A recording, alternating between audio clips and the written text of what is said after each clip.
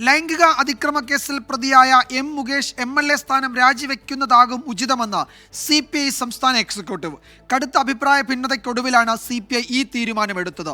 CPM നേതാക്കൾ എതിർപ്പ് വ്യക്തമാക്കിയതോടെ നിർബന്ധമായും രാജിവെക്കണമെന്ന ആവശ്യത്തിൽ നിന്നും ബിനോയ് വിശ്വം പിന്നാക്കം പോയി.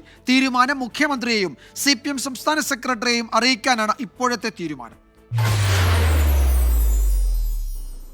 മുകേഷ് MLA സ്ഥാനം രാജിവെക്കണമെന്ന് മുതിർന്ന നേതാക്കളായ ആനി രാജയും പ്രകാശ് ബാബുവും ആവശ്യപ്പെട്ടുവെങ്കിലും CPIയെ നിയന്ത്രിച്ച് EP-യും MA ബേബിയും രംഗത്ത് വന്നതോടെ ഈ നിലപാട് CPIക്ക് മാറ്റേണ്ടി വന്നു. മുകേഷ് രാജിവെക്കണമെന്ന് ആനി രാജ പരസ്യമായി നിലപാടെടുത്തു.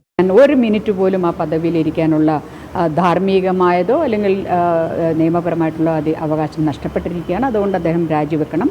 എന്നാൽ രാവിലെ തന്നെ ഈ നിലപാട് ഇടതുമുന്നണി കൺവീനർ EP ജയരാജൻ തള്ളി. നിങ്ങൾ രാജിയാണ് ഒരു MLA ചെയ്ത തെറ്റിന്റെ മേലെ സ്വീകരിക്കേണ്ടതെങ്കിൽ നിങ്ങൾ ആദ്യം ചെയ്യേണ്ടത് ഇതിന് മുൻപുണ്ടായിട്ടുള്ള 2 MLA-മാർ രാജിവെക്കണം. കേരളത്തിന്റെ ചരിത്രത്തിൽ MLA-മാരുടെ പ്രശ്നമാണെങ്കിൽ എല്ലാ MLA-മാർക്കും ഈ നിയമങ്ങളും ചട്ടങ്ങളും ഒക്കെ ബാധകമാണ്. സെക്രട്ടറിയോട് ആലോചിക്കാതെ അജണ്ട നിശ്ചയിക്കുന്ന ആനിരാജയുടെ നീക്കത്തിൽ ബിനോയ് വിശ്വത്തിന് കടുത്ത അതൃപ്തിയുണ്ടായിരുന്നു. മുന്നണിയെ ബാധിക്കുന്ന ഒരു വിഷയത്തിൽ പാർട്ടി കമ്മിറ്റി കൂടി വേണം തീരുമാനവും നിലപാടുമെടുക്കേണ്ടതെന്നാണ് ബിനോയ് വിശ്വത്തിന്റെ നിലപാട്.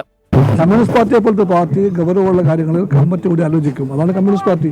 പിന്നാലെ ചേർന്ന എക്സിക്യൂട്ടീവ് യോഗത്തിൽ ഭൂരിപക്ഷവും മുകേഷ് രാജിവെക്കണമെന്ന നിലപാട് സ്വീകരിച്ചു. എന്നാൽ ഇത് കടുത്ത ആവശ്യമായി ഉന്നയിക്കേണ്ട എന്ന നിലപാടിലായിരുന്നു സംസ്ഥാന സെക്രട്ടറി ബിനോയ് വിശ്വം. മുകേഷ് രാജിവെക്കണമെന്ന് എക്സിക്യൂട്ടീവ് യോഗത്തിൽ ഭൂരിപക്ഷ അഭിപ്രായമുയർന്നിട്ടും പരസ്യമാക്കേണ്ട എന്ന നിലപാടാണ് ബിനോയ് വിശ്വം എടുത്തത്.